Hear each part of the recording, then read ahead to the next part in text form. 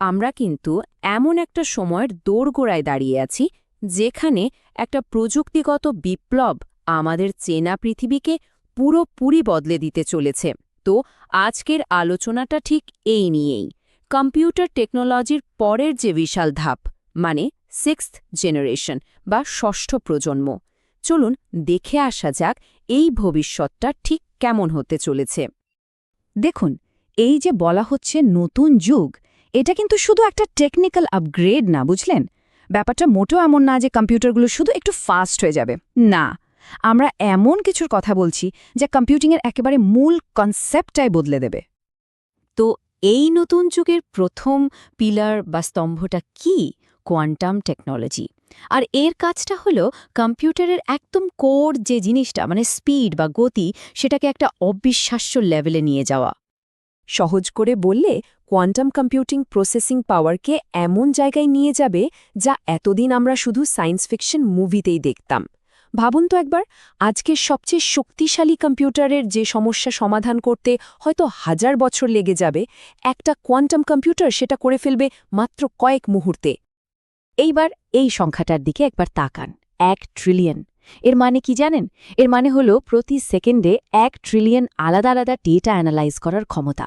আজকের দিনের সবচেয়ে পাওয়ারফুল সুপার কম্পিউটারও এই জিনিসটা শুধু স্বপ্নেই দেখতে পারে।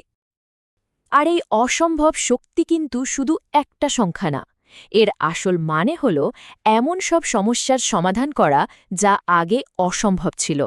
যেমন ধরুন, মলিকিউলার লেভেলে গিয়ে নতুন ওষুধ ডিজাইন করা, বা এমন মেটেরিয়াল তৈরি করা যা পরিবেশ থেকে কার্বন শোষে নেবে, কিংবা ধরুন মহাবিশ্বের এমন সব রহস্যের সমাধান করা যা আমরা এখনও কল্পনাও করতে পারি না। কিন্তু একটা প্রশ্ন আসে, তাই না? এই যে এত শক্তির কথা বলা হচ্ছে, এই শক্তিটা আসবে কোথা থেকে? মানে এটাকে ধরে রাখার জন্য তো একটা হার্ডওয়্যার লাগবে। আর ঠিক এখানেই আসছে আমাদের দ্বিতীয় স্তম্ভ, ন্যানো টেকনোলজি। চলুন দেখি এই জিনিসটা কিভাবে ম্যাজিকের মতো কাজ করবে। ন্যানো টেকনোলজি মানে হলো একেবারে অ্যাটমিক লেভেলে গিয়ে হার্ডওয়্যার তৈরি করার বিজ্ঞান। এর ফলে কি হবে? কম্পিউটারে পাওয়ার তো রকেটের মতো বাড়বে, কিন্তু সেটার সাইজ এত ছোট হয়ে যাবে যে বলতে গেলে প্রায় অদৃশ্যই হয়ে যাবে। পার্থক্যটা বুঝতে পারছেন?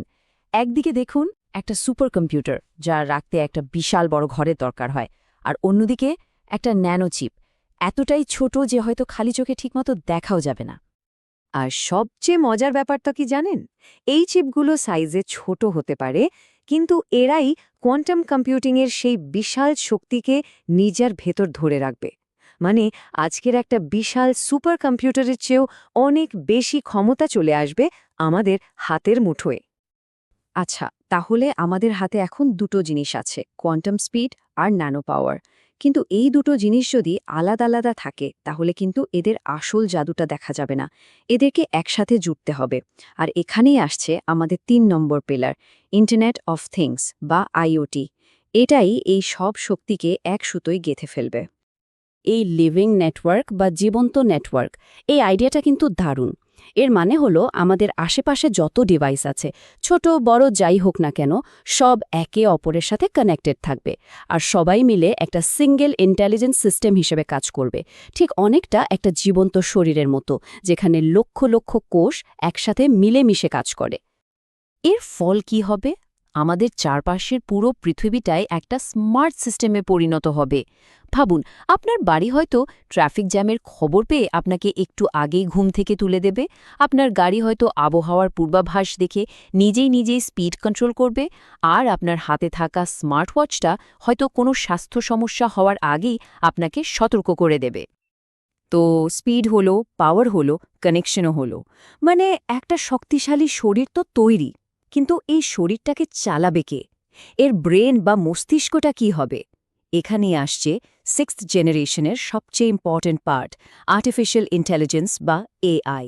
এটাই এই সব কিছুকে একটা মানে দেবে। ব্যাপারটা তাহলে কি দাঁড়ালো?